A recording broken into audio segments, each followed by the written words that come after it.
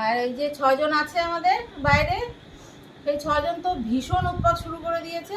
কারোর গাড়ির চাকার কাঠ ছিঁড়ে দিচ্ছে, কারোর বাড়ির জুতো নিয়ে চলে আসছে, মানে চলছেই। আর আমার কাজ হচ্ছে ওই রাত্রিবেলা গিয়ে গিয়ে ভাড়া দেওয়া, যাতে না ঢোকে না ই করে। মানে 2:30-3টে অবধি পুরো জেগেই থাকতে হয় ওদের পেছনে। রাস্তাঘাট পুরো ফাঁকা, ওরা রয়েছে আর আমরা রয়েছি, মেয়েকে নিয়ে নিয়ে ছুটি, এইগুলোই করে বেড়াচ্ছি, বুঝেছো? আমাদের মানে ঘুম টুম আর নেই।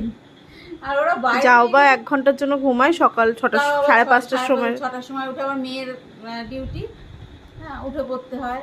তারপর আবার এরাও থাকে, মানে ঘুমটাই আমাদের পুরো গেছে একদম। আর পাড়ার লোকজনও সকাল মানে দেখিস 5টা 5:30টার সময় এসে বেল 5টা বাজায়। 5:30 বাজতে পারে না, মানে বেল এমন ভাবে বাজাবে, মানে কি না কি করে ফেলেছি। কি হয়েছে না, জুতো ছিঁড়ে দিয়েছে বা এটা করেছে ওটা করেছে, এই নালিশ করতে আসে। মানে ভোর 5:30 থেকে শুরু হয়। মানে আর পারা যাচ্ছে না, নেওয়া যাচ্ছে না। এবার ওরা তো বোঝে না, এবার মারছে ওকে, মা বেরো না। ওকে নিয়ে এদিকে নিয়ে আয়।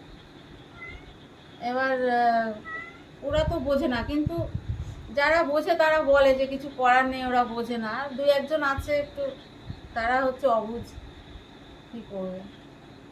আমার এক বান্ধবীর বাড়িতে, ওদের বাড়িতেও গিয়ে সেই স্কুটির সেই সিটটাকে এমনভাবে ছিঁড়েছে, যদি অন্য বাড়ি হতো তাহলে তো অবস্থা খারাপ হয়ে যেত। কিন্তু ওরা ওরা জিনিসটা বোঝে যে ওরা অবুঝ, হ্যাঁ, কিচ্ছু বলে না।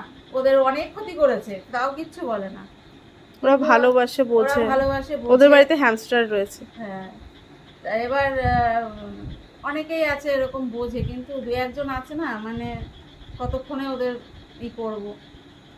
এবার কত আর চোখে চোখে রাখা যায়। 2:30-3টে অবধি তো থাকি, তারপরেও ওরা মানে এসে ওরকম উৎপাত অনেক সময় করে, মাঝে মাঝে করে, মাঝে মাঝে আবার একটু চুপ থাকে। আর এখন বৃষ্টি যেহেতু, মাঠে জল, মাঠে ওরা থাকতে পারছে না, রাস্তাটাও ভিজে। আর এত বদমাস, এখানে যদি আমার বাড়িতে যদি 2-3 জন শুয়ে থাকে, আর 2-3 জন ঢুকবে না। মানে এখন বড় হয়েছে, একটু মারামারি শিখেছে সব, এবার একসঙ্গে থাকবে না।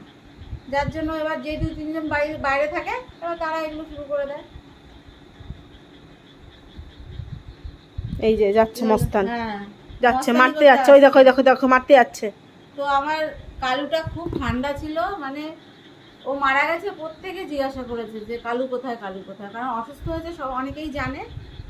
এবার তারপরে খবরটা আমি কাউকে দিইনি, তো এবার সবাই ডেকে ডেকে জিজ্ঞাসা করেছে যে কালুটা কোথায় গেল। তবে যে ওকে বাড়িতে রেখে স্যালাইন দিতে পেরেছি, আমাদের হ্যাঁ, এটাই ও ভাগ্য। ঘরে ছিল, ও ঘরের মধ্যেই ছিল, ওকে ঘরেই আমি আটকে রেখেছিলাম, একটু ওই 4 দিন আমি বার করিনি। ও বেরোনোর খুব চেষ্টা করেছে, যে বাইরে, যেহেতু বাইরে থাকতো, ও খুব চেষ্টা করেছে, কিন্তু